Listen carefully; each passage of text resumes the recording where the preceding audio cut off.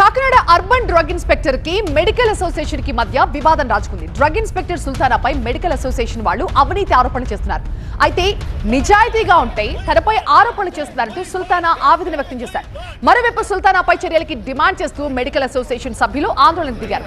Medical షాపుల్లో illegal దందాల్ని అడ్డుకొని ఈ మధ్య కొన్ని షాపులు సీజ్ చేసినందుకే తనపై కక్ష కట్టారంటూ సుల్తానా ఆరోపిస్తూ తనని టార్గెట్ చేశారంటూ ఆమె కంట తడిపెట్టారు. ప్రస్తుతం తనపై వచ్చిన ఆరోపణలపై విచారణ జరుగుతోందని, త్వరలోనే నిజానిజాలన్నీ కూడా బయటకు వస్తాయంటున్నారు సుల్తానా. నాపై 2 days నుంచి అభియోగాలు, మెడికల్ అసోసియేషన్ అభియోగాలు మోపడం జరిగింది. నన్ను లంచగొండి అని లేదా తప్పుడు ఇన్స్పెక్టర్ అని చాలా రకాలుగా ఆరోపణలు చేశారండి. ఇవన్నీ అవాస్తవాలు. నిజం ఏంటంటేనండి, నేను స్ట్రిక్ట్గా ఇన్స్పెక్షన్స్ చేసి సస్పెన్షన్ ఆర్డర్స్ ఇంప్లిమెంట్ చేయడమే వీళ్ళకి నా వల్ల వచ్చిన ప్రాబ్లమ్స్.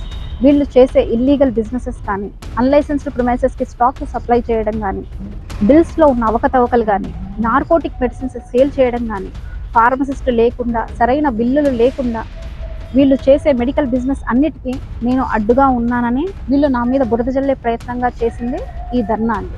నిజాలు, ఆరోపణలు ఇవన్నీ త్వరలోనే బయటపడతాయండి. ఎవరు నిజం, ఏంటి నిజం అనేది కూడా తెలుస్తుందండి. ఆల్రెడీ ఎంక్వైరీ అనేది దీని మీద జరుగుతుందండి. ఈ ఎంక్వైరీలో భాగంగా అన్ని నిజాలు బయటపడతాయి.